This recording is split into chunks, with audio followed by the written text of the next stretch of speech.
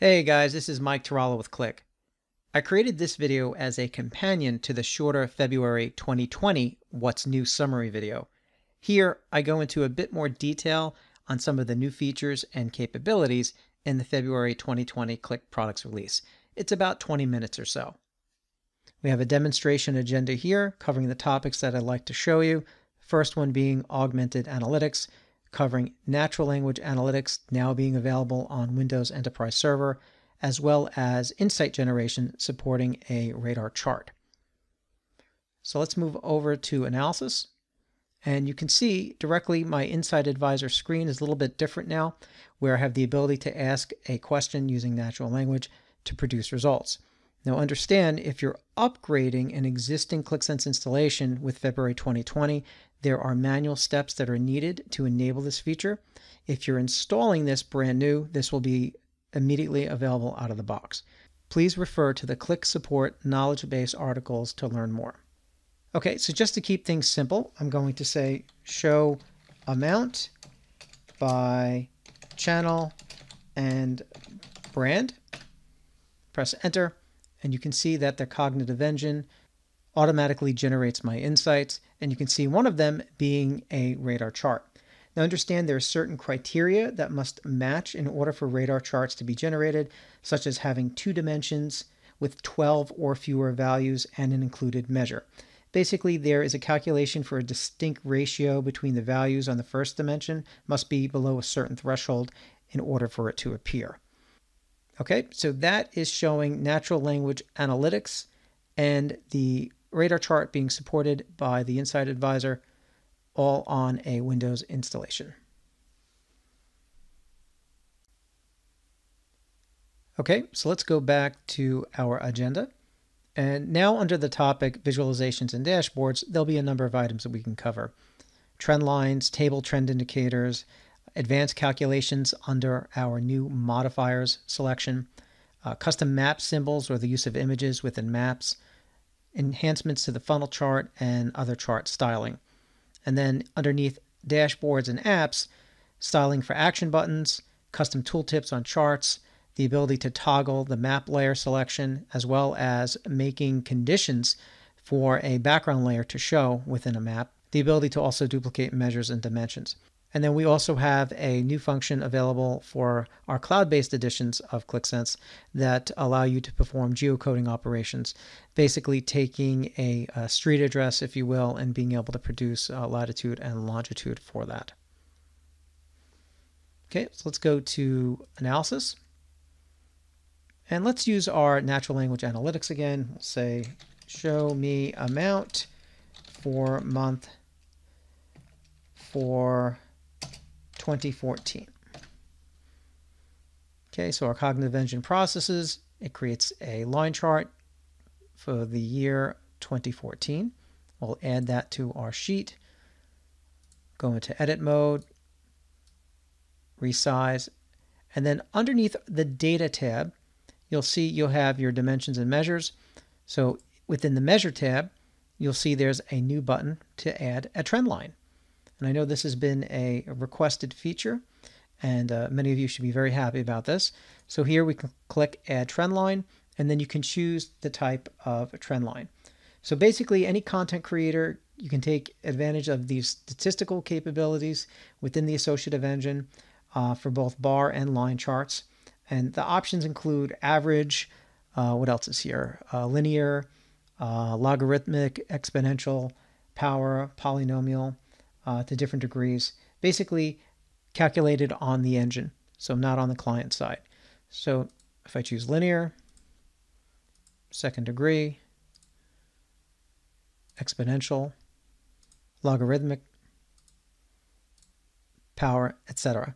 You could also choose the line style, and you could choose the line color.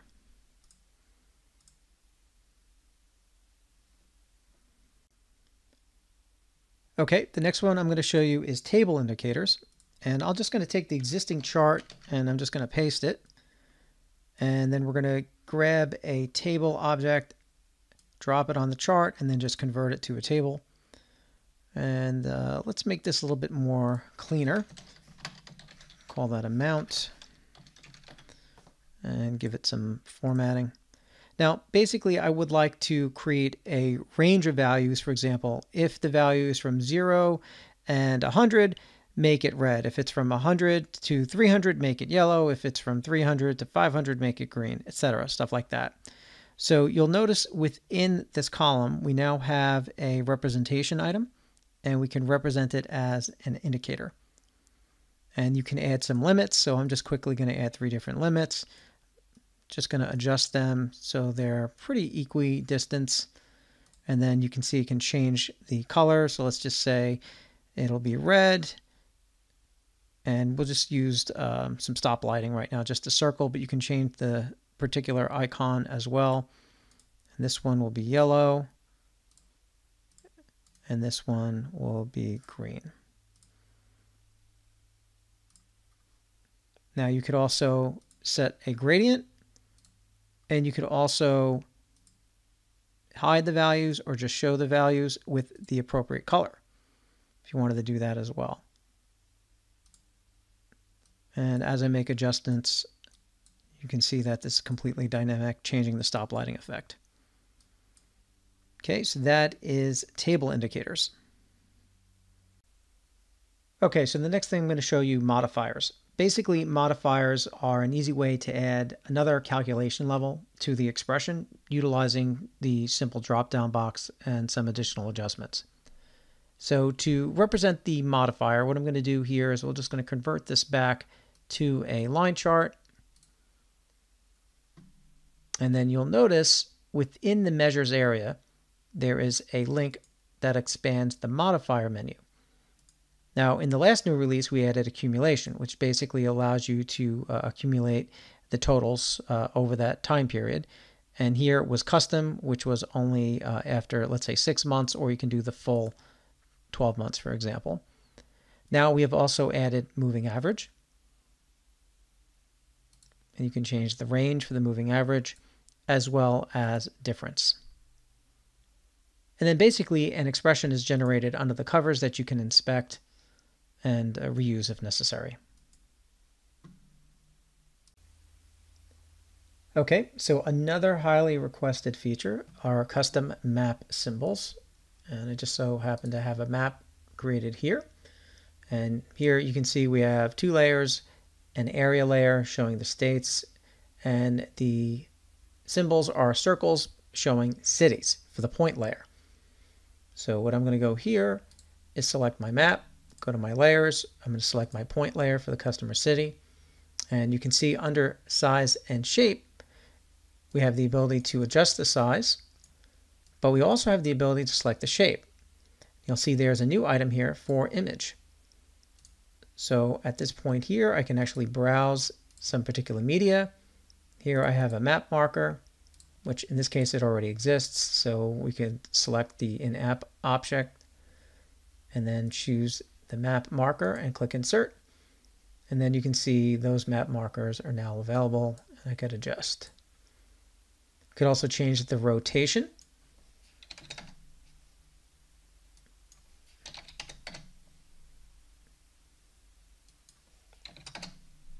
Okay, so that is custom map markers.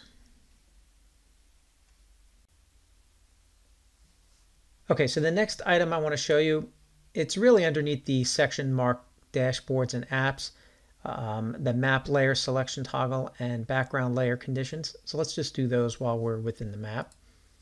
So I'm going to go back to my analysis and select my chart object.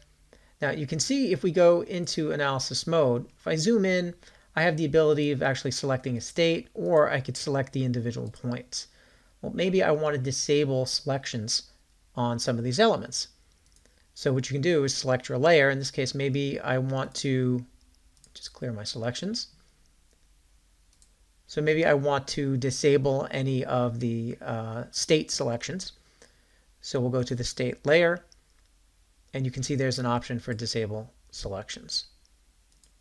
So now in analysis mode, selecting a state does not do anything, but I can still select my individual cities, either by individually clicking them or by drawing a lasso around them, etc. Then the other thing is the ability to conditionally show a layer based off of certain criteria. Now, I have a simple list box here that just has some values for the brand. And in this instance here, we can go to the state area layer, and you can see that there's this calculation condition. I said if brand is equal to Q-T mommy, then 0 or 1, basically the show or hide. So if it's equal to QT mommy, it hides the area. If not, it shows. Okay, so the ability to control layer visibility through conditions. Okay, so the next one I'd like to show you is our new action button. So in this particular case here, we improved upon the action button that was available within custom objects, and that was available under the Qlik dashboard bundle. So this button here had a variety of navigation and actions that you can configure, but you could not really style it. In this release, we actually have our new button object, and you have a number of font styling as well as background styling and action and navigations that you can add to this. Now, instead of going through this live, I actually have one pre-configured that we can navigate to. And basically here you can perform selection manipulation, set bookmarks, set variables, navigate to sheet stories and websites, and perform a number of different styling options for background color and image, label colors, and fonts. Okay, just to give you a quick example of switching a variable here, we have a switch that shows that the US dollar is selected. Now I'm just going to select the euro, and you can see above the top on the right, it pretty much toggles the selection.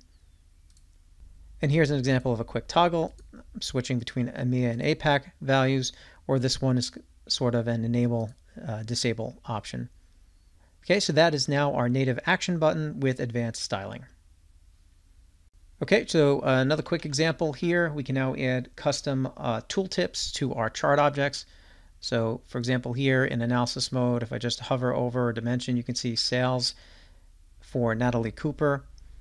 If I go into edit mode, you can see there's a new item in the accordion panel for tooltip showing you basic, or you can basically add additional measures. So if I also wanted to show gross margin, as well as, let's say, unit sales, percentage change, I added those measures to the custom tooltip. And now when I hover over that, I can see those additional metrics. And this is available for bar, combo, map, pie, scatter, and tree map charts. Okay, and one other quick time saver. When you're in your particular measures area or dimensions area underneath data, you can right click and select duplicate, and then basically make a change to that particular expression. Basically just allows you to add additional measures of dimensions very quickly for you to modify. Okay, so to wrap up this section on visualizations and dashboards, I'm just going to show a couple of prepared application sheets that will cover various chart styling that we have. So let me just navigate to that. So in this particular instance here, you can see that we have improved line charts with a number of new styling options, including thickness, style, curves, vertical presentation. Lines can be individually styled per measure or for the whole chart. Now we also added some additional pivot styling, which includes header and font size and color, cell font size and color, text alignment, and color of dimensional values. These advancements improve readability and give users expanded customization options. And then finally, there is a new theme setting, which allows content creators to set the font family for the text in the Qlik Sense charts. Another feature that's been requested by many customers. Please note that we are experimenting with this release before we take additional measures to improve the area. At this time, as you see here, it is a theme setting. So there's additional CSS code that goes into the particular block when setting up a theme. Okay, and there's one more additional option for geocoding operations. There's a new function called geo operations. Basically, it translates street addresses to coordinates and vice versa. Now, this has always been available as part of the Qlik Analytics connector for Windows on Qlik Sense Enterprise, but now we've added this capability to our cloud-based editions of Qlik Sense, but it doesn't work through the Qlik Analytics connector. It actually works through a geo operations function. And here's a little animated GIF that basically just shows you a lookup of a particular location and the address and the translations of the coordinates. Okay, so I'd like to keep this demonstration section to about 20 minutes. So for the last parts of the demos, I'm just going to cover dynamic views and QVD Catalog Browsing. For the rest of the new features, I will suggest you review our release notes and stay tuned to the Qlik community blogs and our YouTube channels to see additional videos on these topics. So I have already prepared detailed videos on dynamic views and QVD Catalog Browsing. So for the next 5 minutes, I will share some video excerpts demonstrating these concepts.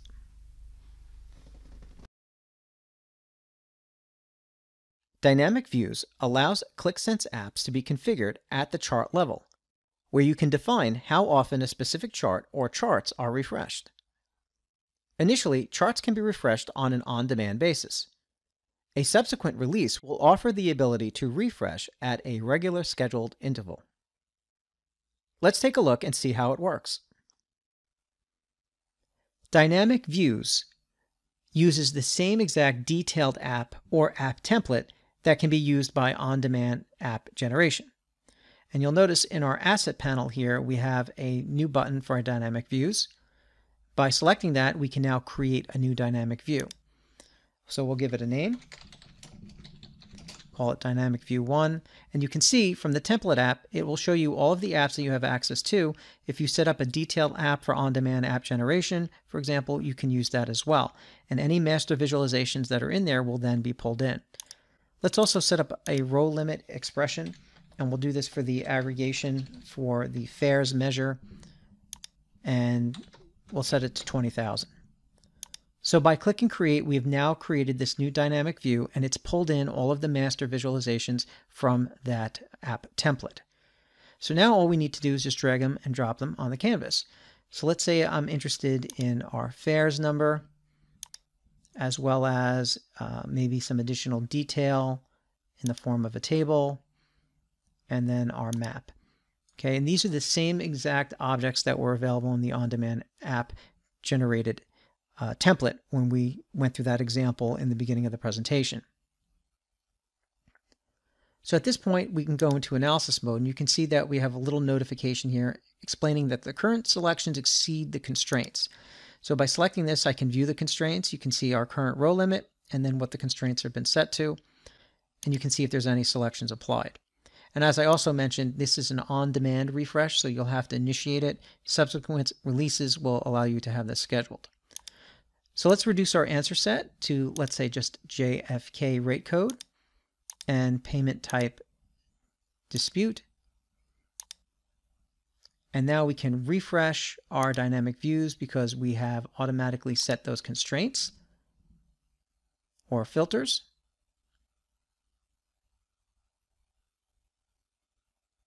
If we go into the history within Snowflake console, and you can see that this has refreshed, and you can see where rate code is 2 and payment type is DIS, or DIS for dispute. So this is an actual query that's being run on the Snowflake data warehouse. And this console is showing that happening in real time and the duration. Now, if we go back, we can see that it has refreshed, and now the data is displayed in the form of what we call the dynamic view. Now, obviously, I don't have a way of updating the individual data warehouse to simulate a transaction, but you saw the real-time query being displayed directly in the console. And now this particular data in here, I could perform additional selections. It's basically now part of the selection interface for these individual dynamic views. And now for the last part of the demonstration, I will show you QVD Catalog Browsing. This is a feature that Qlik Data Catalyst for QVD's users can benefit from, as it allows Qlik Sense users the ability to easily select QVD data that has been provisioned into the Qlik Data Catalyst catalog and select it just like any other data source. Here's a brief video snip of that process. Oh, and one more thing. This particular feature just became available as I was about to publish this video. For those of you who have Qlik Data Catalyst, you can also access the QVD catalog utilizing this new feature named QVD Catalog Browsing directly from your data sources within your Qlik Sense apps. So the way that's achieved is by adding data from files and other sources. You will notice on the left in the menu under Data Content, there's an option for QVD Catalog.